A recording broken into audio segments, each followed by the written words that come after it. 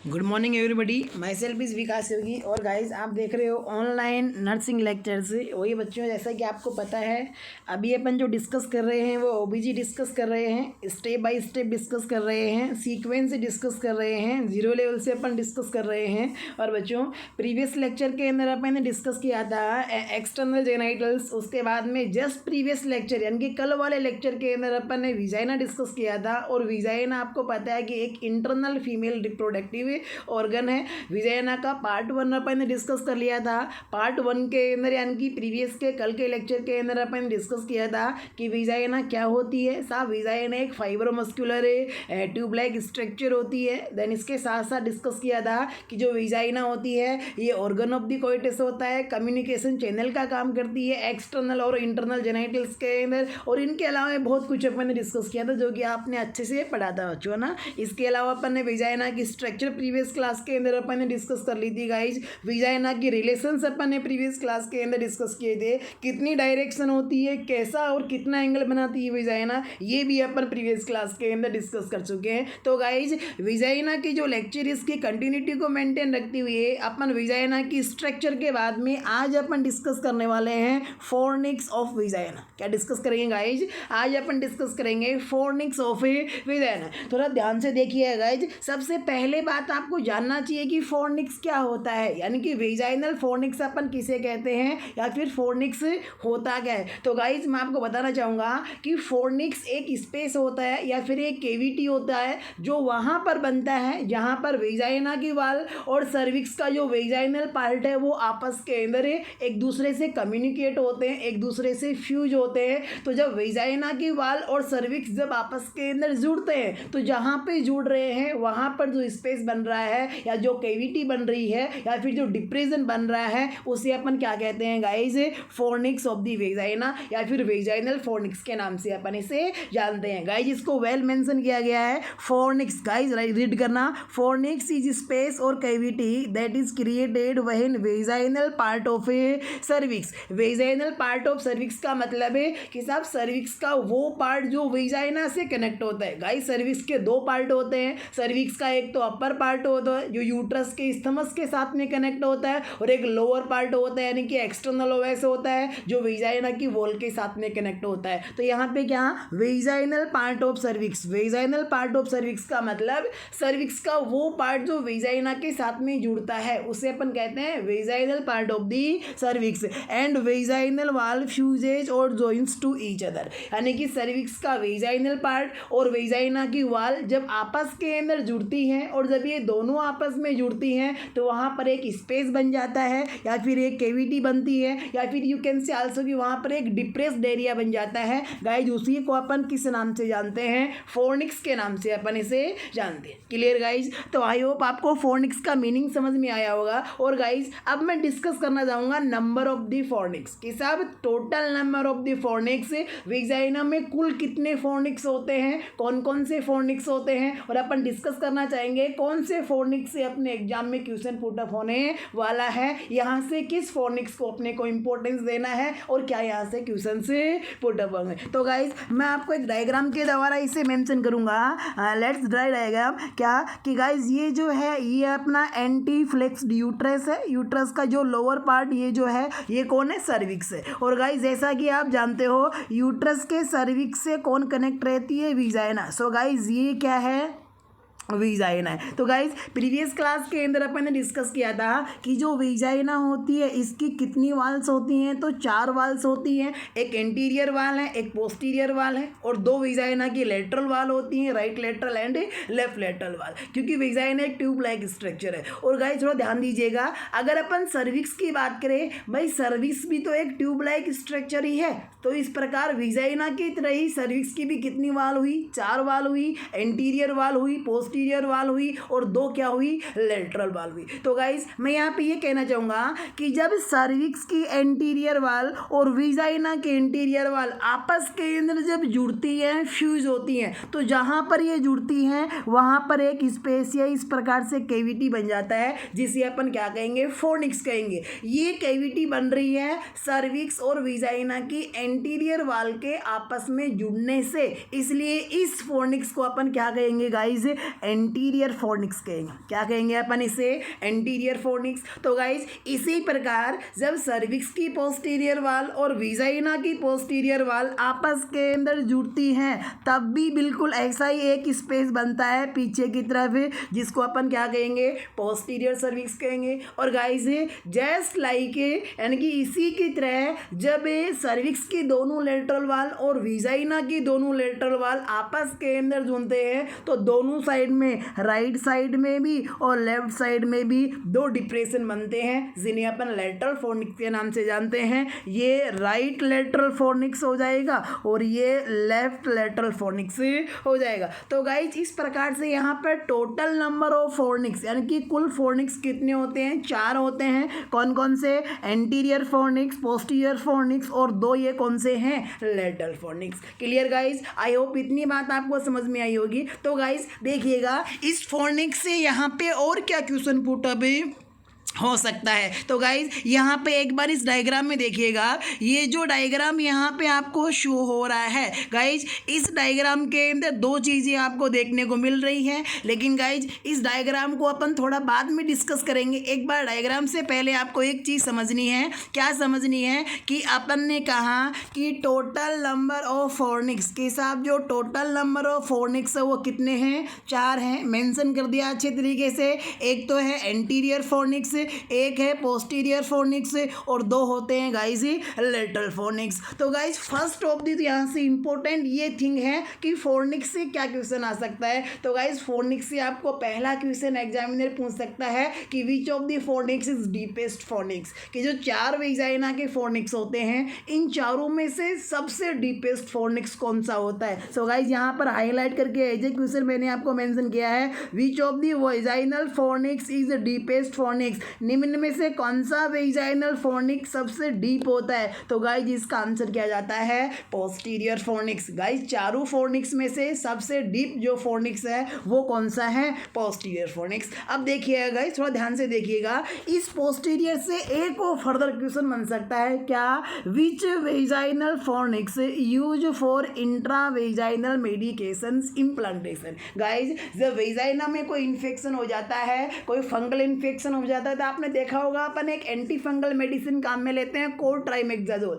जिसको इंट्रावेजाइनली इम्प्लांट किया जाता है। तो गाइज उस इंट्रावेजाइनल मेडिसिन को इम्प्लांट किया जाता है कौन से फोर्निक्स के अंदर है? तो अपन आंसर जाएगा डीपेस्ट फोर्निक्स के अंदर है। और बच्चों डीपेस्ट फोर्निक्स कौन सा है? पोस्टीरियर फोर्निक्स है। अब यहाँ थोड़ा और ध्यान दीजिएगा कि साहब पोस्टीरियर फोर्निक्स के अंदर ही इस इंट्रावेजाइनल मेडिकेशन को इम्प्लांट क्यों किया जाता है, हम एंटीरियर में क्यों नहीं करते, लेटरल के अंदर क्यों नहीं करते? तो गाइज इसका रीजनल है कि पोस्टीरियर फोर्निक्स सबसे डीप फोर्निक्स होने की वजह से जो टेबलेट है वो अच्छे से इस फोर्निक्स के अंदर फिट हो जाती है। और जब फीमेल अगर मूव भी करती है कुछ हद तक तो ये जो टेबलेट जो अपन ने इंट्रावेजाइनली पोस्टीरियर फोर्निक्स में जो इम्प्लांट की है ये टेबलेट स्लिप डाउन नहीं होती है। इसलिए अपन इंट्रावेजाइनली मेडिकेशंस इम्प्लांट करने के लिए गाइज कौन सा फोर्निक्स काम में लेते हैं? पोस्टीरियर फोर्निक्स अपन काम में लेते हैं। तो गाइज यहाँ से 2 इंपॉर्टेंट क्वेश्चन आपके लिए बन गए।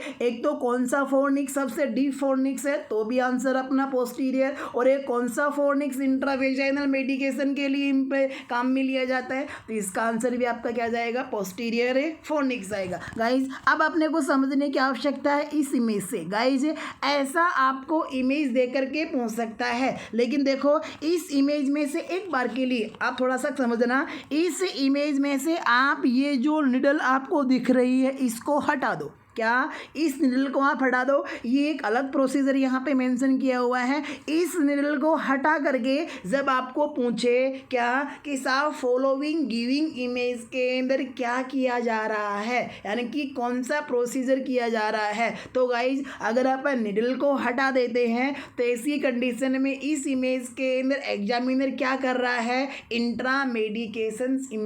इंट्रावेजाइनल मेडिकेशंस इम्प्लांटे कर रहा है। गाइज देखिएगा ये पोस्टीरियर फोर्निक्स है, ये इंटीरियर फोर्निक्स है और इधर यहाँ पर दो क्या है लेटरल फोर्निक्स है। तो गाइज यहाँ पर इस पोस्टीरियर फोर्निक्स के अंदर स्टैंड के द्वारा एग्जामिनर क्या कर रहा है, इंट्रावेजाइनल मेडिकेशंस क्या कर रहा है, इम्प्लांट कर रहा है पोस्टीरियर के अंदर, क्योंकि पोस्टीरियर कैसा फोर्निक्स है, डीपेस्ट फोर्निक्स है, इसलिए यहाँ से मेडिसिन स्लिप नहीं होती। अब देखिए गाइज जो ऊपर वाला प्रोसीजर है ये वाला अंडल वाला, इसमें क्या है, तो गाइज कल मैंने अपन ने इसी वेजाइना के अंदर जब अपन रिलेशंस डिस्कस कर रहे थे कल वाले लेक्चर के अंदर, तो रिलेशंस के अंदर अपन ने यहाँ पे दो चीज़ें डिस्कस की थी, क्या क्या, एक तो वेसिको यूटेराइन पोच अपन ने डिस्कस किया था और एक डिस्कस किया था अपन ने पोच ऑफ डगल्स। ये दो चीज़ें अपन ने डिस्कस की थी और अपन ने कहा था कि वेसिको यूटेराइन पोच का मतलब होता है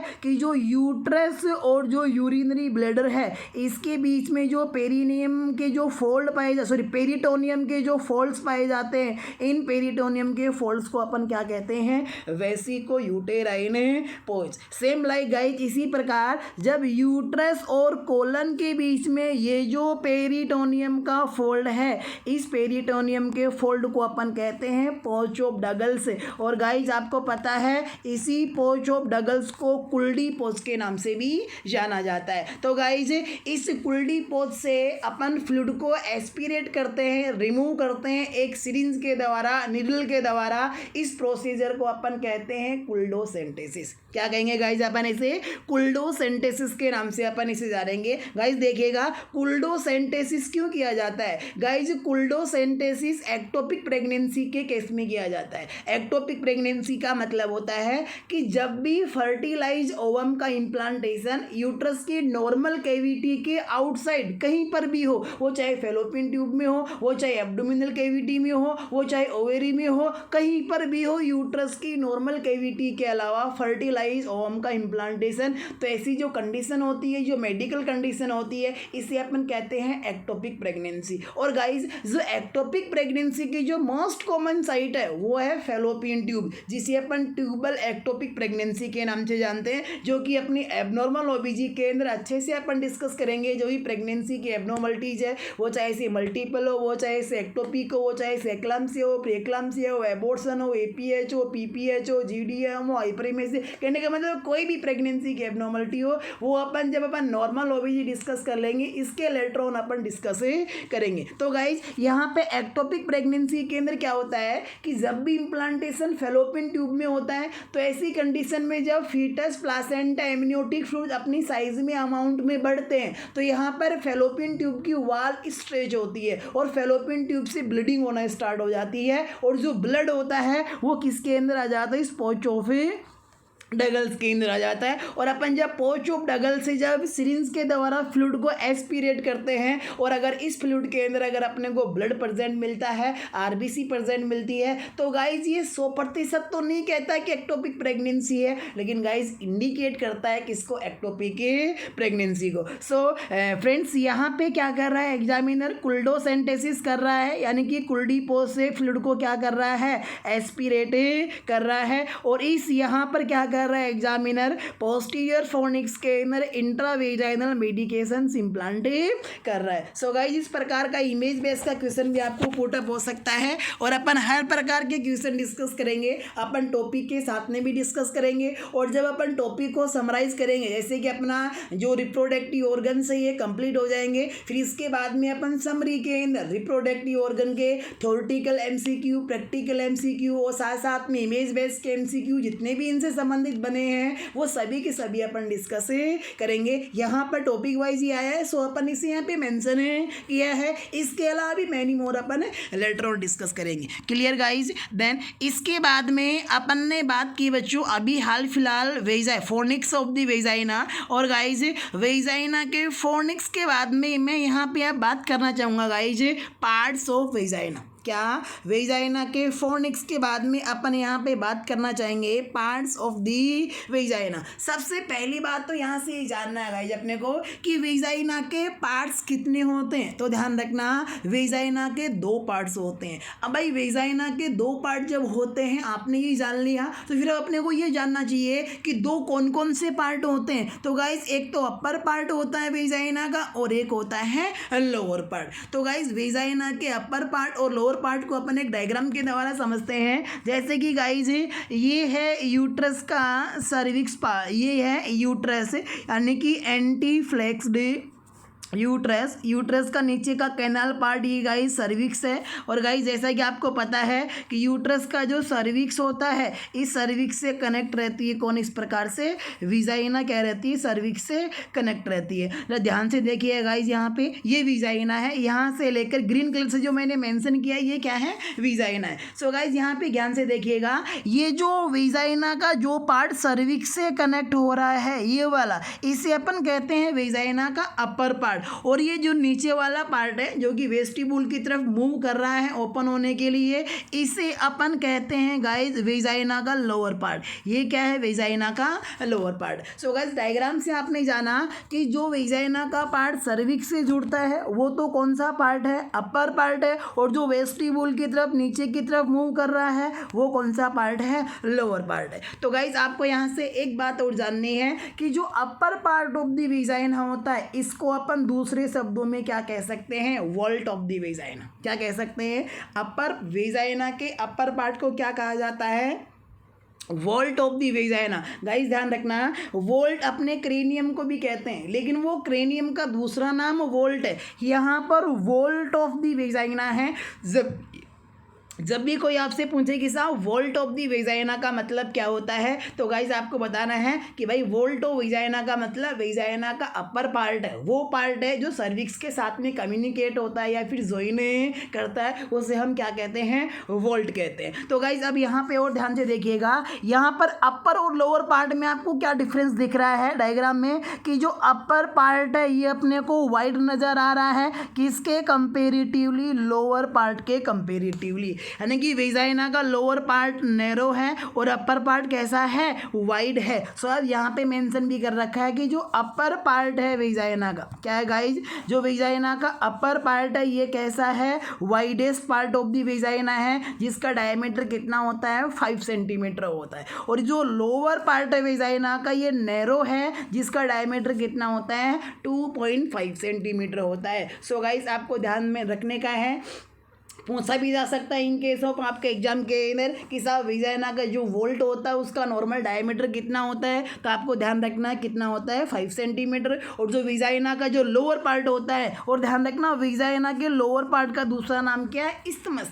गाइस अब यहाँ पे ध्यान रखना इस्थमस और भी कई जगह आता है, जैसे कि इस्थमस यूट्रस का भी एक पार्ट होता है 0.5 सेंटीमीटर का। इस्थमस वो फेलोपियन ट्यूब का भी सेकेंड पार्ट होता है, इंटरस्टिशियल पार्ट के बाद में सेकेंड पार्ट आता है फेलोपियन ट्यूब का इस्थमस। लेकिन गाइज वो फेलोपियन ट्यूब का इस्थमस है और जो यूट्रस में आता है वो यूट्रस का इस्थमस है। यहाँ पर अपन वेजाइना डिस्कस कर रहे हैं। सो वेजाइना का जो लोअर पार्ट होता है, इस लोअर पार्ट को अपन क्या कह सकते हैं, वेजाइनल इस्थमस कह सकते हैं, या फिर इस्थमस ऑफ द वेजाइना कह सकते हैं, जो किससे डिनोट करता है, लोअर पार्ट को डिनोट करता है, जो कि नैरो होता है, जिसका डायमीटर 2.5 सेंटीमीटर होता है। Clear guys? तो आई होप गाइज आपको अंडरस्टैंड हुआ होगा part of the vagina. Clear? Then इसके बाद में guys part of the vagina के बाद में मैं आपको यहाँ पर बताना चाहूँगा, ध्यान दीजिएगा थोड़ा, क्या रूगे ऑफ दी वेजाइना, क्या रूगे ऑफ दी वेजाइना। तो गाइज यहाँ पे सबसे पहले आपको जानना ये चाहिए कि रूगे क्या होता है, रूगे ऑफ दी वेजाइना। गाइज एक बार याद करो, आपने रूगे कहीं ना कहीं और भी सुने होंगे। रूगे कहाँ सुने होंगे, स्टोमक में सुने होंगे, कि जो स्टोमक की जो म्यूकस मेम्ब्रेन है उसमें जो फोल्ड्स पाए जाते हैं उसे क्या कहते हैं, रूगे कहते हैं। गाइज ये स्टोमक की बात नहीं है, कहीं पर भी किसी भी ऑर्गन में अगर कुछ फोल्ड्स हैं तो वी कैन कॉल देम रूगे, यानी कि जो फोल्ड्स होते हैं उन फोल्ड्स को अपन क्या कह सकते हैं, रूगे कहते हैं। तो गाइज यहाँ पर रूगे का मतलब आप समझिएगा, यहाँ पर वेजाइना की बात कर रहे हैं, so rugae RUGAE, rugae of the vagina. So guys rugae of the vagina का मतलब होता है कि जो वेजाइना होती है, इस वेजाइना के अंदर छोटे छोटे छोटे छोटे फोल्ड्स पाए जाते हैं। तो गाइज वेजाइना के इन फोल्ड्स को अपन क्या कहते हैं, रूगे कहते हैं। और ज़रा ध्यान से समझिएगा, ये रूगे क्या काम करते हैं, आखिर नेचर ने वेजाइना में ये फोल्ड्स क्यों बनाए हैं। तो गाइज ये जो रूगे होते हैं ये वेजाइना के स्ट्रेच होने के अंदर हेल्पफुल होते हैं। कभी जब कोइटस एक्ट होता है और जब पेनिस वेजाइना में एंटर होता है तो ऐसे केस में वेजाइना स्ट्रेच होती है, और वेजाइना की स्ट्रेच होने में हेल्प कौन करते हैं, ये रूगे करते हैं। देन इसके अलावा जब प्रेगनेंसी की एज कंप्लीट हो जाती है, बेबी कंप्लीटली मैच्योर हो जाता है, लेबर प्रोसेस स्टार्ट होती है और फीटस जब डिलीवर होता है वेजाइना के थ्रू, तो ऐसी कंडीशन में भी वेजाइना की वॉल क्या होती है, स्ट्रेच होती है। तो गाइज यहाँ पर बेबी की डिलीवरी के टाइम पर भी वेजाइना की वॉल को स्ट्रेच करने में जो हेल्पफुल होते हैं वो कौन होते हैं, ये रूगे ही होते हैं। सो गाइज रूगे के बारे में आपको सिर्फ इतना जानना है कि वेजाइना के अंदर जो फोल्ड्स पाए जाते हैं उन्हें हम रूगे कहते हैं, और ये फोल्ड्स ड्यूरिंग कोइटस एक्ट और during delivery of the baby vagina के स्ट्रेच होने के अंदर क्या करते हैं, हेल्प करते हैं, जिनको वेल तरीके से मेंशन किया गया है। गाइज यहाँ पर ध्यान दीजिएगा, rugae are the folds in vagina, कि वेजाइना में जो फोल्ड्स होते हैं उन्हें क्या कहते हैं, रूगे कहते हैं। And these rugae are allow the vaginal wall to stretch during coitus and childbirth, यानी कि दीज यानी कि ये रूगे अलाउ करते हैं किसको, वेजाइना को, वेजाइनल वाल को, किसके लिए, स्ट्रेच होने के लिए, फैलने के लिए, कभी ड्यूरिंग कोइटस यानी कि sexual intercourse and during childbirth. तो गाइज ये अपन ने जाना किसके बारे में, rugae of the vagina. Clear guys. Then guys अब रूगे के बाद में वन ऑफ द इम्पोर्टेंट, जहाँ से कई एग्जाम्स के अंदर, चाहे वो आपका दिल्ली एम्स हो, भले वो जोधपुर हो, ऋषिकेश हो, पटना हो, कोई भी एम्स हो, या फिर GMCS PGI रेलवे SIC कोई भी एग्जाम हो, गाइज हर एग्जाम में इस वेजाइना का जो नेक्स्ट पार्ट जो अपन डिस्कस करने, नेक्स्ट टॉपिक जो वेजाइना में अपन डिस्कस करने जा रहे हैं, नेक्स्ट थिंग वो है guys pH of the vagina. क्या डिस्कस करने जा रहे हैं, pH of vagina. Guys vagina में कॉम्पिटिटिव एग्जाम्स के विषय वन ऑफ द इम्पोर्टेंट जो थिंग है वो क्या है, pH ऑफ दी वेजाइना। इसके ऊपर आपको फोकस करना है गाइज। अपन हर एक चीज़ पढ़ेंगे, रेशनल बेस पढ़ेंगे, आपके अंडरस्टैंडिंग व्यू के अंदर पढ़ेंगे गाइज। और गाइज अगर आपको फिर भी अगर कहीं पे कोई डाउट होता है, कोई चीज़ समझ में नहीं आती है, तो आप बेसिकली कमेंट सेक्शन में जाकर ये कमेंट कर सकते हैं। मैं तुरंत आपके डाउट का रिजोल्यूशन करूँगा, रिड्यूस करने की पूरी कोशिश करूँगा। और गाइज अगर आप चैनल के ऊपर यानी कि चैनल के ऊपर अगर आप नए हैं तो गाइज लेक्चर को लाइक कीजिएगा, शेयर कीजिएगा, और अपने फ्रेंड्स को शेयर भी करना है, और चैनल को सब्सक्राइब करना तो बिल्कुल भी नहीं भूलना, क्योंकि सब्सक्राइब अगर आप चैनल को करते हो तो जो भी नई लेटेस्ट वीडियो या फिर लेक्चर अपलोड होती है उसकी नोटिफिकेशन आप तक पहुँच जाएगी, और आपका कोई भी लेक्चर क्या नहीं होगा, मिस नहीं होगा। So let's go guys, now we are going to discuss pH of vagina. अभी अपन डिस्कस करने जा रहे हैं everybody friends pH of vagina. तो गाइज जरा ध्यान से देखिएगा, यहाँ पे सबसे पहले तो मैं ये कहना चाहूँगा कि pH ऑफ वेजाइना, कि वेजाइना का नॉर्मल pH कैसा होता है, एल्केलाइन होता है या एसिडिक होता है, या फिर कहीं न्यूट्रल तो नहीं है। तो गाइज अपन ऐसा बिल्कुल भी नहीं कह सकते कि वेजाइना का pH, कोई ऐसे पूछे कि साहब pH ऑफ दी वेजाइना, तो यहाँ पर अपने को ध्यान देना है कि भाई आप कब का pH पूछना चाह रहे हो, क्या आप प्यूबर्टी से पहले का pH पूछना चाह रहे हो, या फिर रिप्रोडक्टिव एज का pH पूछना चाह रहे हो, या फिर यानी कि रिप्रोडक्टिव एज के बाद में यानी कि मेनोपॉज का pH आप पूछना चाह रहे हो। तो अगर वो यहाँ पे स्पेशली आपको मेंशन कर दे कि साहब रिप्रोडक्टिव एज में वेजाइना का pH कितना होता है, या फिर मेनोपॉज में वेजाइना का pH कितना होता है, या फिर प्यूबर्टी से पहले वेजाइना का pH कितना होता है, तो अपने को जैसा पूछ रहा है वैसा रिप्लाई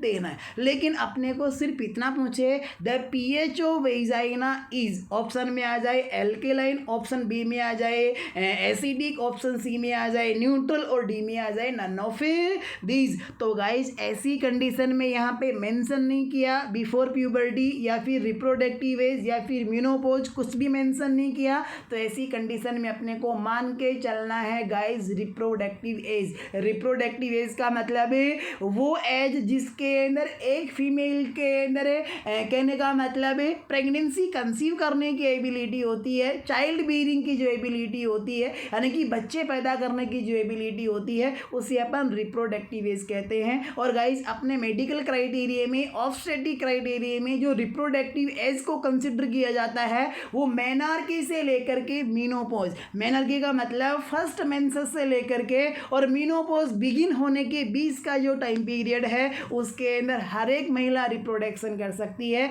यानी कि ऑफस्प्रिंग प्रोड्यूस करती है। इसलिए अपन मेनार्की से लेकर के मीनोपॉज के 20 का जो पीरियड है इसे अपन कहते हैं reproductive age. So guys first of all मैं डिस्कस करना चाहूँगा यहाँ पर पीएच ऑफ वेजाइना में नॉर्मल पीएच इज एसिडिक। अब यहाँ पे देखो मैंने यहाँ पे मेंशन नहीं किया कि नॉर्मल पीएच बिफोर प्यूबर्टी, इन रिप्रोडक्टिव एज, इन मेनोपॉज, कुछ भी मेंशन नहीं किया। तो जब कुछ भी मेंशन नहीं करे तो आपको मान के चलना है, क्या मान के चलना है, रिप्रोडक्टिव एज आपको मान के चलना है। सो गाइज रिप्रोडक्टिव एज में वेजाइना का जो नॉर्मल पीएच है ये कैसा होता है, एसिडिक होता है। और गाइज आप भली बात ही जानते हो, क्या जानते हो कि अपना जो पीएच स्केल होता है 0 से लेकर के 14 तक मार्किंग होती है। अगर किसी भी सॉल्यूशन या फिर किसी भी लिक्विड या फिर किसी भी ऑर्गन का अगर पीएच कितना है 7 है, इसका मतलब न्यूट्रल है यानी कि ना तो वो एसिडिक है और ना ही वो एल्केलाइन है। लेकिन गाइज अगर लेस देन 7 है तो उसे अपन कंसिडर करते हैं एसिडिक के अंदर। और गाइज अगर मोर देन 7 है तो उसे अपन कंसिडर करते हैं किसके अंदर, मोर देन 7 को एल्केलाइन के अंदर। ये चीज़ अपन ने फंडामेंटल के एसिड बेस इम्बैलेंस के चैप्टर के अंदर बड़े अच्छे से अपन ने डिस्कस की थी कि एसिडिक क्या होता है, एल्केलाइन क्या होता है, न्यूट्रल क्या होता है। यहाँ पर आपको इतना जानना है कि एसिडिक का मतलब जब भी पीएच 7 से कम हो तो हम कहेंगे एसिडिक, अगर 7 से ज़्यादा हो तो हम कहेंगे एल्केलाइन, और अगर 7 हो तो हम कहेंगे न्यूट्रल यानी कि ना तो एसिडिक है और ना ही एल्केलाइन है। लेकिन गाइस अपनी वेजाइना का पीएच एसिडिक है, इसका मतलब एब्सोल्युटली लेस देन 7 है यानी कि 7 से कम है। तो भाई 7 से कम कितना है, 4 से 5, यानी कि वेजाइना का नॉर्मल जो एसिडिक पीएच होता है वो 4 से 5 के बीच में देखने को मिलता है। और गाइस अगर आपको एवरेज पूछ ले क्या कि the normal pH of vagina, option A के अंदर आपको यहाँ पे दे दे 4, ऑप्शन बी के अंदर आपको यहाँ पर दे दे 5, ऑप्शन सी के अंदर आपको यहाँ पे दे दे 4.5 और ऑप्शन डी के अंदर आपको यहाँ पे दे दे 5.5। तो गाइज ऐसी कंडीशन में अपन जो ऑप्शन चूज करेंगे एवरेज का, तो गाइज वो चूज करेंगे 4.5 यानी कि 4 से 5 तो वेजाइनल पीएच की एक रेंज है। थ्योरेटिकली जो एवरेज कंसिडर किया जाता है यानी कि ज़्यादातर फीमेल्स के अंदर जो पीएच देखने को मिलता है वो कितना होता है, 4.5। सो गाइज एवरेज पीएच यहाँ पे 4.5 हुआ और रेंज कितनी हुई, रिप्रोडक्टिव एज में पीएच की 4 से 5 हुई। इसका मतलब वेजाइना का पीएच कैसा है, एसिडिक है। तो गाइज थोड़ा आप बड़ा ध्यान से देखिएगा, अब बड़ी इंपॉर्टेंट थिंग आने वाली है। क्या आने वाली है, आखिर वेजाइना का पीएच एसिडिक है क्या, आखिर अगर वेजाइना का पीएच एसिडिक है तो क्यों, why is the pH of vagina acidic, vagina का पीएच एसिडिक क्यों होता है। गाइज बड़ा इंपॉर्टेंट क्वेश्चन है, इसका रेशनल भी बड़ा अच्छा है। अगर आपसे कोई पूछे कि भाई वेजाइना का पीएच एसिडिक क्यों होता है तो आपको सीधा सा कहना है कि भाई एक बैक्टीरिया है जिसका नाम है डोल्डरलिन बैसिलाई, जिसको हम लैक्टोबैसिलस एसिडोफिलस के नाम से भी जानते हैं। कहने का मतलब डोल्डरलिन बैसिलाई बैक्टीरिया की वजह से, या फिर इसका जो कैटेगरी है क्या, लैक्टोबैसिलस एसिडोफिलस, इसी का साइनोम्स भी आप कह सकते हो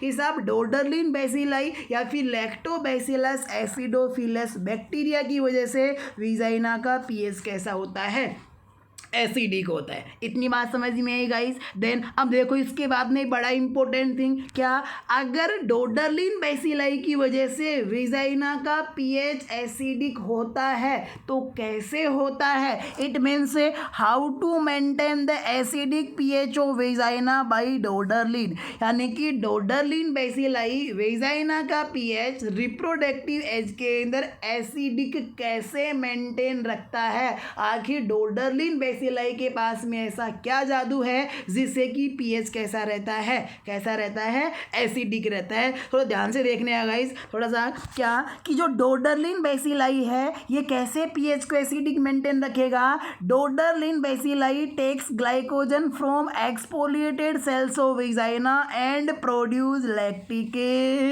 एसिड, यानी कि जो डोडरलिन बेसिलाई है ये टेक्स यानी कि लेता है, क्या लेता है, ग्लाइकोजन फ्रॉम, कहाँ से, from exfoliated cells of vagina, यानी कि वेजाइना की जो एक्सफोलिएटेड सेल का मतलब जो सेल डैमेज हो गई है, जो फंक्शन नहीं कर रही है, उस सेल में जो ग्लाइकोजन पड़ा है उस ग्लाइकोजन को कौन ले लेता है, डोडरलिन ले लेता है। और इस ग्लाइकोजन से डोडरलिन क्या प्रोड्यूस करता है, लैक्टिक एसिड प्रोड्यूस करता है। और गाइज ये लैक्टिक एसिड बनने की वजह से वेजाइना का जो पीएच वो कैसा है, एसिडिक है। तो गाइज आपने जाना कि डोडरलिन बेसिलाई की वजह से वेजाइना का पीएच एसिडिक होता है, और आपने ये भी जाना कि डोडरलिन बेसिलाई कैसे वेजाइना का पीएच एसिडिक करता है। लेकिन guys one of the important question यहाँ पर भी कि डोडरलिन बेसिलाई ग्लाइकोजन को कन्वर्ट कर देता है लैक्टिक एसिड में, जिससे कि क्या हो जाता है, वेजाइना का पीएच एसिडिक हो जाता है। लेकिन गाइज इसके लिए एक रिक्वायरमेंट होती है, क्या होती है, डोडरलिन बेसिलाई ग्लाइकोजन से लैक्टिक एसिड तभी प्रोड्यूस कर पाएगा जब कौन प्रेजेंट होगा, एस्ट्रोजन प्रेजेंट होगा। It means you can say clearly that Doderlein bacilli take glycogen from exfoliated cells of the vagina and produce lactic acid in the presence of oestrogen hormone, क्या, in the presence of oestrogen hormone. Guys चाहे से कितनी ही vagina के exfoliated cell क्यों ना हो, चाहे से कितना ही डोडरलिन ग्लाइकोजन क्यों ना ले ले, लेकिन जब तक एस्ट्रोजन नहीं होगा तब तक डोडरलिन लैक्टिक एसिड नहीं बना पाएगा। इसका मतलब है डोडरलिन को लैक्टिक एसिड बनाने के लिए किसकी रिक्वायरमेंट होती है, एस्ट्रोजन की। उसको स्टिमुलेट कौन करता है, उसको कमांड कौन देता है गाइज, एस्ट्रोजन देता है। सो गाइज ये क्वेश्चन सफदरगंज के अंदर भी आया था, अभी जो प्रीवियस एग्जाम हुआ था। इसके अलावा 2016 जोधपुर एम्स के अंदर भी आया था। सो आपको इसके ऊपर ध्यान रखना है। और यही क्वेश्चन इसके अंदर ऋषिकेश के अंदर भी आया था 2017 के अंदर, इसलिए आपको ध्यान रखना है गाइज कि कौन से हार्मोन की प्रेजेंस के अंदर डोडरलिन बेसिलाई ग्लाइकोजन से लैक्टिक एसिड प्रोड्यूस करता है। In the presence of which hormone Doderlein bacilli produce lactic acid from a glycogen. So your correct answer will be oestrogen hormone. कौन सा guys, oestrogen hormone. Clear, well then next अपन बात करते हैं guys इसी pH के regarding, क्या कि साहब अब जब देखो डोडरलिन बेसिलाई ने ग्लाइकोजन से क्या बना दिया, लैक्टिक एसिड बना दिया एस्ट्रोजन की प्रेजेंस के अंदर। इसकी वजह से क्या होता है, सो pH of vagina is acidic in reproductive age. Reproductive age का मतलब मेनार्की से लेकर के मीनोपोज तक का जो पीरियड है इसे अपन क्या कहते हैं, रिप्रोडक्टिव एज कहेंगे। Clear guys. तो गाइज आपने जाना कि वेजाइना का पीएच किसकी वजह से एसिडिक होता है, कितना एसिडिक होता है, और किस प्रकार से वेजाइना का पीएच एसिडिक रखा या फिर मेंटेन रखा जाता है, इसकी क्या प्रोसेस होती है, ये सभी थिंग्स आपने सारी क्लियर। लेट्स देन गाइज अभी अपन डिस्कस करना चाहेंगे क्या,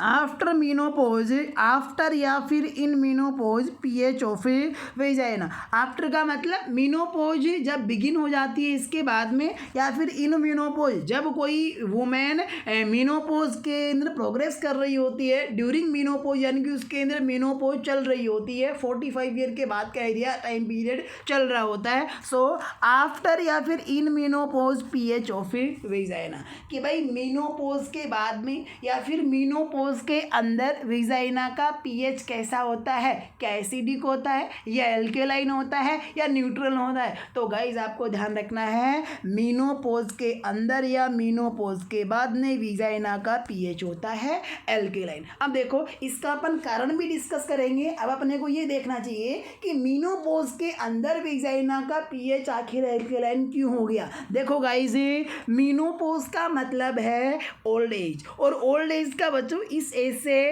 हर किसी को एक न एक दिन फेस करना ही पड़ता है। हर कोई किसके अंदर ओल्ड एज के अंदर प्रोग्रेस करना ही पड़ता है एक न एक दिन। और ध्यान रखना ओल्ड एज अपनी बॉडी की एक डिजनरेटिव प्रोसेस है। डिजनरेटिव का मतलब ओल्ड एज के अंदर अपनी बॉडी की हर सेल्स के अंदर डिजनरेशन होता है, यानी कि हर सेल की चाहे सेल मेम्ब्रेन हो, चाहे से सेल का साइटोप्लाज्म हो, चाहे से सेल के सेल ऑर्गेनल्स हो, ये क्या हो जाते हैं, वीक हो जाते हैं और डिग्रेड होने लग जाते हैं। इनकी कंपोजिशंस टूटने लग जाती है, जिससे कि सेल के फंक्शंस क्या हो जाते हैं, कम हो जाते हैं। तो गाइज मीनोपोज का मतलब क्या है, ओल्ड एज। और गाइज ओल्ड एज के अंदर लैक्टिक एसिड क्या बनता है, कम बनता है। और जब लैक्टिक एसिड कम बनेगा तो विजाइना का पीएच एसिडिक से किसकी तरफ मूव कर जाएगा, एल्केलाइन की तरफ मूव कर जाएगा। सो गाइज ओ यानी कि मीनोपोज में विजाइना का पीएच एल्केलाइन होने का जो कारण है वो क्या है, due to decrease lactic acid production. Lactic acid कम प्रोड्यूस होने की वजह से पीएच किस तरफ मूव कर जाता है,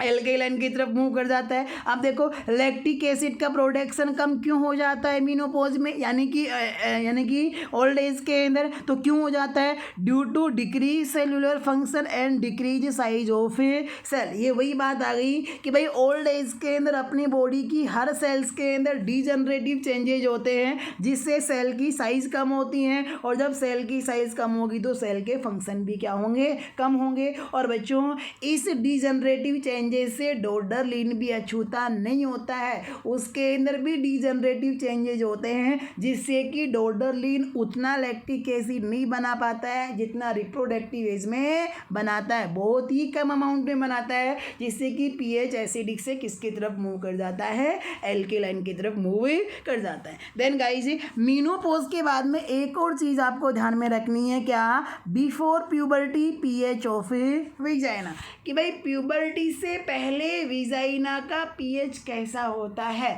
तो गाइज मैं आपको इसका आंसर दूंगा कि प्यूबर्टी से पहले विजाइना का पीएच ना तो एसिडिक होता है और ना ही एल्केलाइन होता है। प्यूबर्टी से पहले विजाइना का पीएच होता है लगभग 7। कितना होता है, लगभग 7 का मतलब अपन ने पहले डिस्कस किया, क्या है, न्यूट्रल। क्यों, क्योंकि बच्चों प्यूबर्टी से पहले क्या नहीं है, एस्ट्रोजन नहीं है, और एस्ट्रोजन नहीं है तो डोडरलिन बेसिलाई लैक्टिक एसिड नहीं बना पाएगा। सो ऐसी कंडीशन में पीएच एसिडिक नहीं होगा, लेकिन इसके अलावा एल्केलाइन भी नहीं होगा। सो गाइज पीएच प्यूबर्टी से पहले कैसा रहता है, न्यूट्रल रहता है, यानी कि क्या होता है, 7 होता है। Clear guys. देन इसके बाद में गाइस पीएच के बाद में मैं आपको विजाइना से संबंधित एक इम्पोर्टेंट चीज़ बताने वाला हूँ, जो कि अपन डिस्कस करने वाले हैं अभी, क्या, सीलर्स टेस्ट। क्या, तो गाइस अभी अपन पढ़ना चाहेंगे सीलर्स टेस्ट। थोड़ा ध्यान दीजिए गाइस, सीलर्स टेस्ट। गाइस ये एक टेस्ट है, टेस्ट का मतलब एक लेबोरेटरिकल इन्वेस्टिगेशन है। गाइस इसमें करते क्या है, सीलर्स टेस्ट क्यों किया जाता है, तो देखो एक बार जानिएगा, थोड़ा ध्यान दीजिएगा। गाइस सीलर्स टेस्ट अपन विजाइना पढ़ रहे हैं, और विजाइना के लिए सीलर्स टेस्ट क्यों किया जाता है, तो गाइस विजाइना के लिए सीलर्स टेस्ट इसलिए किया जाता है कि विजाइना की जो एपिथेलियल सेल्स है, यानी कि नॉन केराटिनाइज्ड स्ट्रेटिफाइड स्क्वामस जो एपिथेलियम थी, ये हेल्दी है या फिर नहीं है, इस बात का पता करने के लिए अपन क्या करते हैं, सीलर्स टेस्ट करते हैं। और ये कैसे करते हैं, इसमें क्या किया जाता है साहब, कि जो वेजाइना की जो स्क्वामस सेल्स होती है, यानी कि squamous cells of the vagina and cervix, ध्यान रखना सर्विक्स के अंदर भी कौन सी एपिथेलियम होती है, स्ट्रेटिफाइड स्क्वामस एपिथेलियम ही प्रेजेंट होती है। सो गाइज क्या यहाँ पर, just second, sorry for disturbance, ये क्या हो गया,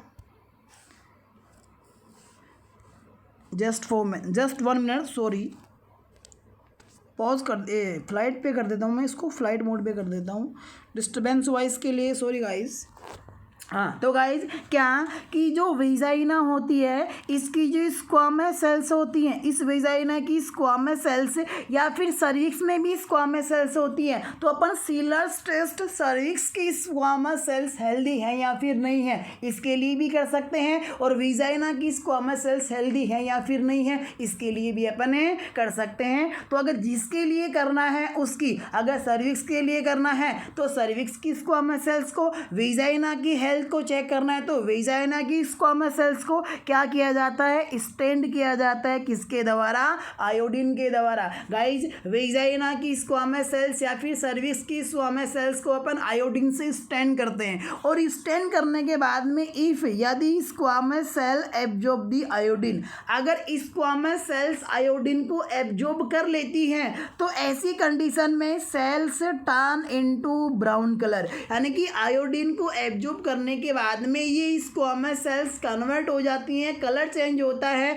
और कलर चेंज कैसा हो जाता है, ब्राउन कलर का, इन सेल्स का क्या हो जाता है, कलर हो जाता है। गाइज स्क्वामस सेल्स के द्वारा आयोडीन को एब्जॉर्ब करना और एब्जॉर्ब करने के बाद में ब्राउन कलर के अंदर टर्न हो जाना क्या कहता है, ये कहता है कि साहब it means glycogen positive squamous cells, it means ये जो स्क्वामस सेल्स हैं ये ग्लाइकोजन पॉजिटिव है, यानी कि इनमें ग्लाइकोजन क्या है, प्रेजेंट है। और गाइज जब ग्लाइकोजन पॉजिटिव सेल्स है इट मीन्स जो स्क्वामस सेल्स हैं ये हेल्दी हैं, स्क्वामस सेल्स हेल्दी हैं, इसका मतलब वेजाइना कैसी है, हेल्दी है। क्यों गाइज, अगर ये स्क्वामस सेल्स एक्सफोलिएट हो जाती यानी कि डैमेज हो जाती तो इनके ग्लाइकोजन को कौन ले लेता, डोडरलिन ले लेता और वो लैक्टिक एसिड बना देता, लेकिन स्क्वामस सेल्स में तो अच्छा ग्लाइकोजन है यानी कि ग्लाइकोजन पॉजिटिव सेल्स हैं, इसका मतलब अपनी जो स्क्वामस सेल्स है वो हेल्दी है, यानी कि वेजाइना क्या है,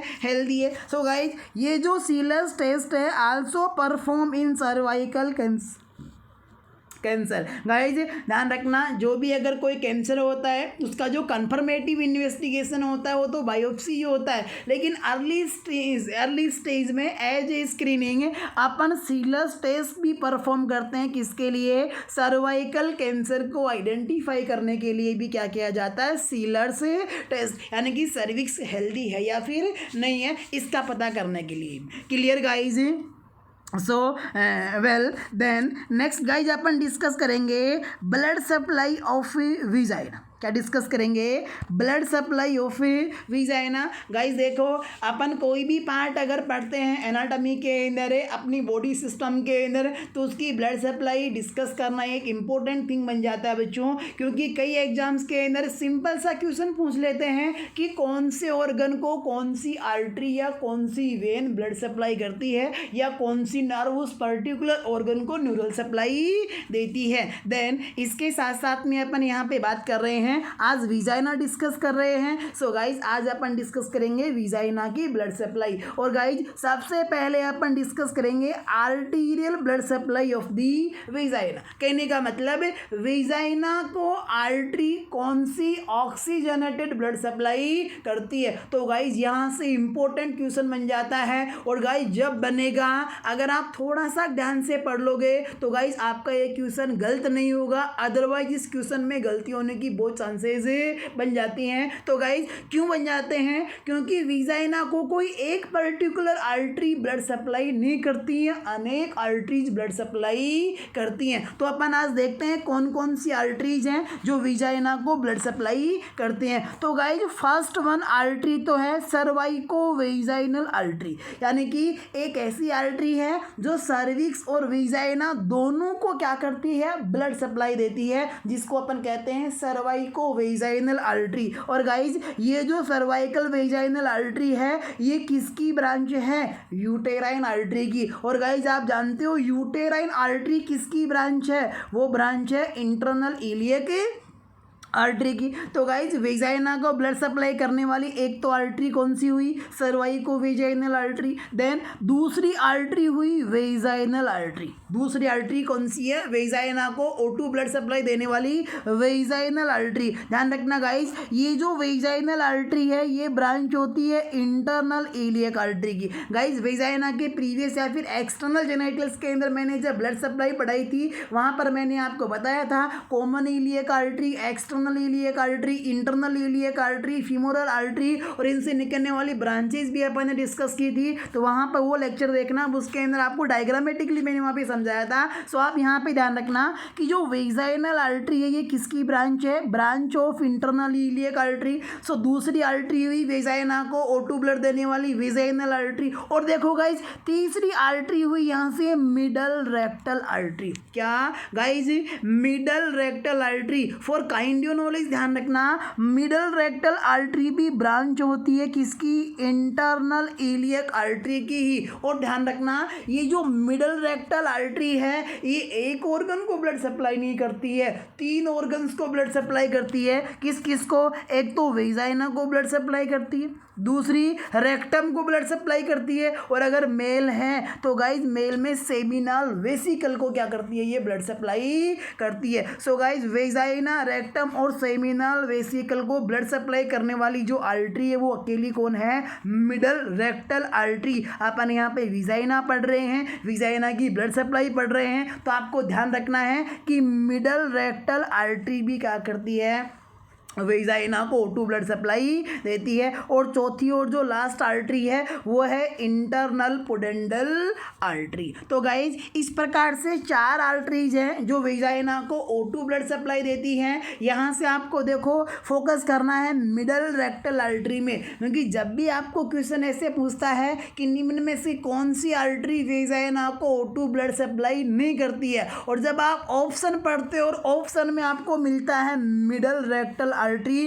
तो आपका ब्रेन इसी की तरफ अट्रैक्ट होता है कि इसका तो मिडल रेक्टल आर्टरी है, इसका मतलब ये तो रेक्टम को ब्लड सप्लाई देनी चाहिए, वेजाइना को नहीं देनी चाहिए, और आप चूज कर लेते हो मिडल रेक्टल आर्टरी। लेकिन फॉर काइंड नॉलेज ध्यान रखना गाइज, मिडल रेक्टल आर्टरी भी वेजाइना को O2 ब्लड सप्लाई देती है। और वेजाइना के अलावा ये मिडल रेक्टल आर्टरी किस किस को, साथ साथ के अंदर रेक्टम को भी ब्लड सप्लाई देती है और सेमिनल वेसिकल को भी देती है। वेल देन गाइज नेक्स्ट अपन डिस्कस करते हैं विनस सप्लाई। क्या, विनस सप्लाई ऑफ वेजाइना। तो यहाँ से वेन का नाम ध्यान में रखना है कि O2 ब्लड आया और इसके बाद में सेल यानी कि सेल्स ने ऑक्सीडेशन किया, O2 को यूटिलाइज किया और एज ए वेस्ट CO2 क्या किया, CO2 रिलीज किया, और CO2 की ब्लड से ये वजह से ये ब्लड कैसा बन गया, डीऑक्सीजनेटेड। यानी कि इस डीऑक्सीजनेटेड को अब कैरी कौन करेगी, वेन्स करेंगी, ताकि ये ब्लड हार्ट से होता हुआ लंग्स के अंदर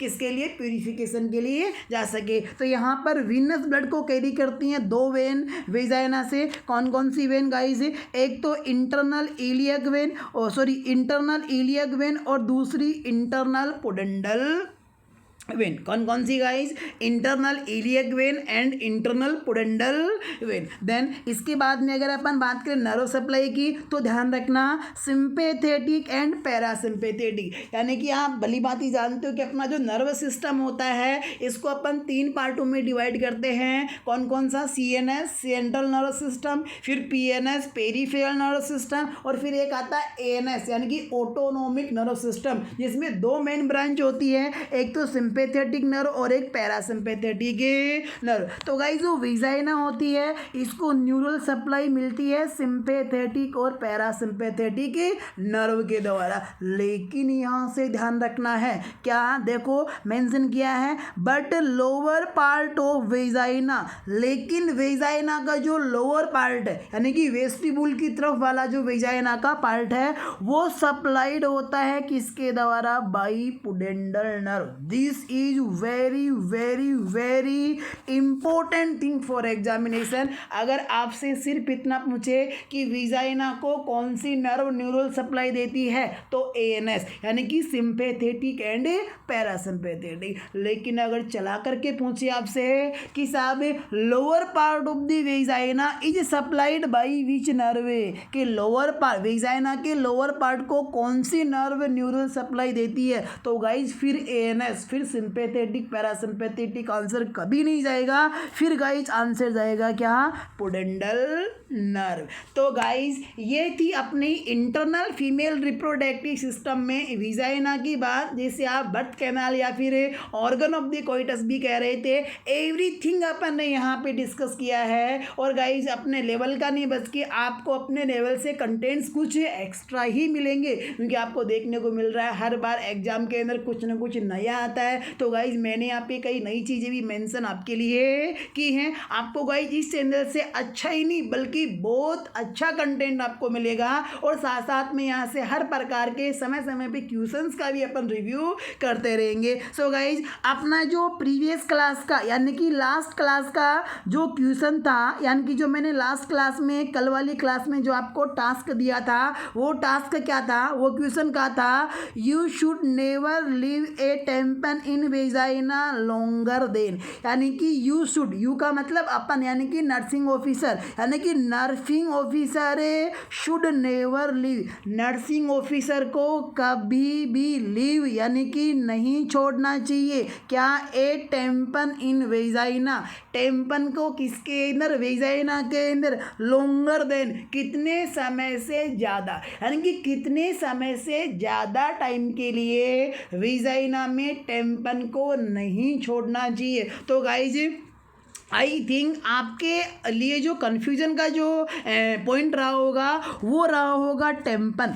कि आपको टेम्पन का मतलब नहीं समझ में आया कि ये टेम्पन क्या होता है। तो गाइज टेम्पन का मतलब अगर सिंपली अगर आपकी भाषा में मैं आपको कहूँ तो रुई का फोआ, क्या, रुई जो कॉटन जो होती है उस कॉटन का जो फोवा, यानी कि थोड़ा सा कुछ कॉटन को अपन क्या कर लेते हैं, कंप्रेस करके दबा करके गुच्छा सा अपन बना लेते हैं, उससे अपन क्या कहते हैं, रुई का फोवा, यानी कि अपन क्या कहते हैं, टेम्पन कहते हैं। गाइस ध्यान रखना कई जगह यहाँ तक कि अपने इंडिया के अंदर भी क्या, जब किसी महिला के अंदर मेंस्ट्रुअल साइकिल स्टार्ट होती है, ब्लीडिंग फेज स्टार्ट होती है और ब्लड फ्लो वेजाइना के थ्रू गस करता है, फ्लो करता है, तो ऐसे केस के अंदर महिला ये चाहे कि ये जो ब्लीडिंग हो रही है मेंसेस की, ये विजाइना से बाहर नहीं आए अंडरगारमेंट्स के लिए, इसके लिए बच्चों एक कॉटन की बनी हुई डिवाइस आती है, सिंपली अपन इसे रुई का फोआ बोल सकते हैं, इसको विजाइना के अंदर इम्प्लांट किया जाता है, जिससे कि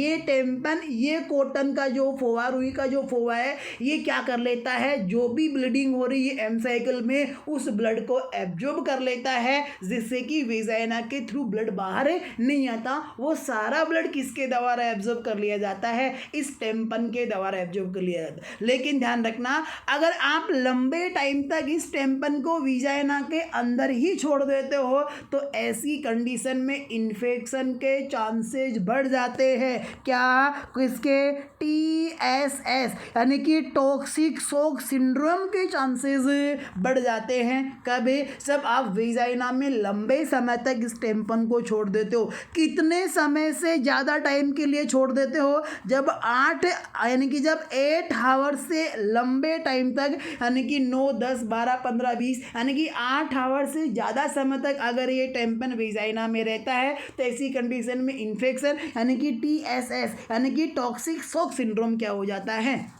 डेवलप हो जाता है। गाइज यहाँ पर इमेज भी देख लीजिएगा क्योंकि आजकल एग्जाम के अंदर इमेज के बहुत क्वेश्चन आ रहे हैं। सो गाइज ये जो टेम्पन होता है इस प्रकार की डिवाइस होती है, ये जो आगे का जो एरिया है इसको वेजाइना के अंदर क्या किया जाता है, इम्प्लांट किया जाता है। फिर इसके पास में देखो थोड़ा सा धागा और लगा है कॉटन का ही, इसके द्वारा इसको पुल आउट कर लिया जाता है, यानी कि जब 8 घंटे हो जाते हैं तो इसको खींच करके बाहर निकाल लिया जाता है। यहाँ पर ये जो रेड कलर से शो कर रखा है, यहाँ पर ये ब्लड शो कर रखा है गाइज, है ना। यानी कि अप्लाई करके एक प्रकार से अच्छे से बच्चों को समझ में आए, इसलिए यहाँ पे थोड़ा मेंशन कर रखा है। सो गाइज इस प्रकार की ये जो डिवाइस है ये कॉटन की बनी हुई है, इसे अपन टेम्पन कहते हैं। ये अपन तब काम में लेते हैं जब वुमेन चाहे कि वेजाइनल ब्लीडिंग बाहर नहीं आए, तो इसे वेजाइना में इम्प्लांट कर देते हैं, जिससे कि ये ब्लड को एब्जॉर्ब कर लेती है। लेकिन इसकी कंडीशन ये है कि 8 घंटे के अंदर इसे क्या करना है, रिमूव करना है, अदरवाइज TSS हो सकता है, टॉक्सिक सिंड्रोम इसका एक कॉम्प्लिकेशन साइड इफेक्ट हो सकता है, इसलिए 8 घंटे के अंदर इसे रिमूव कर लेना चाहिए। सो गाइज इस टास्क का जो आंसर है वो है ऑप्शन सी, यानी कि विथिन 8 आवर्स अपने को टेम्पर को रिमूव कर लेना चाहिए, 8 आवर्स से ज़्यादा समय के लिए इसे नहीं छोड़ना चाहिए। Clear guys. तो well guys I hope guys आपको ये लेक्चर समझ में आया होगा। और गाइज आज के लेक्चर में अपन ने इंटरनल जेनिटल में डिस्कस किया है वेजाइना, और गाइज मैं लेके आने वाला हूँ नेक्स्ट लेक्चर आपके लिए इंटरनल रिप्रोडक्टिव सिस्टम से या फिर ऑर्गन से। वेजाइना के बाद में कंटिन्यूटी को मेंटेन रखते हुए नेक्स्ट क्लास में अपन डिस्कस करेंगे यूट्रस, अपन डिस्कस करेंगे हिस्टर, अपन डिस्कस करेंगे, यानी कि इसी का तीसरा नाम वॉम्ब भी है, वो अपन डिस्कस करेंगे। सो थैंक यू गाइज, अपनी पढ़ाई को कंटिन्यू रखिए बच्चों। लॉकडाउन के अंदर अगर आपने अपनी पढ़ाई की कंटिन्यूटी तोड़ ली, अगर आपने अपनी ट्रेन को पढ़ाई स्टडी नाम की ट्रेन को अगर पटरी से नीचे उतार लिया, तो गाइज इतना लंबा समय इस लॉकडाउन का निकलने के बाद में आप पटरी पे चढ़ना भी भूल जाओगे। कहने का मतलब आपको बहुत ज़्यादा डिफिकल्टी होगी जब लॉकडाउन के बाद में आप स्टडी के लिए आओ। इसलिए आप घंटे 2 घंटे अपनी स्टडी को भी कंटिन्यू रखिएगा गाइज। और गाइज मैं आपके लिए यूं ही कंटिन्यू लेक्चर लेके आता रहूँगा। अभी गाइज कुछ एक बच्चे, बहुत सारे बच्चे हैं वो यानी कि वेरियस डिफरेंट टॉपिक्स के लिए पूछ रहे हैं, लेकिन ज़्यादा की रिकमेंडेशन ओबीजी की थी, वो भी कंटिन्यूटी की थी, यानी कि स्टेप बाय स्टेप डिस्कस करवाया जाए, पढ़ाया जाए में, जो कि ओबीजी अपना कंटिन्यू रहेगा स्टेप बाय स्टेप। डेली आपको इसका एक लेक्चर देखने को मिलेगा।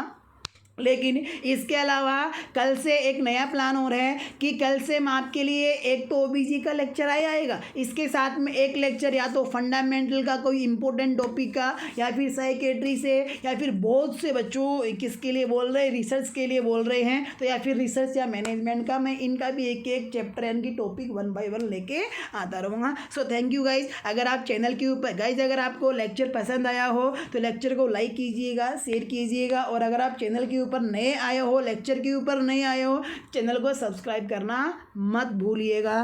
Thank you guys.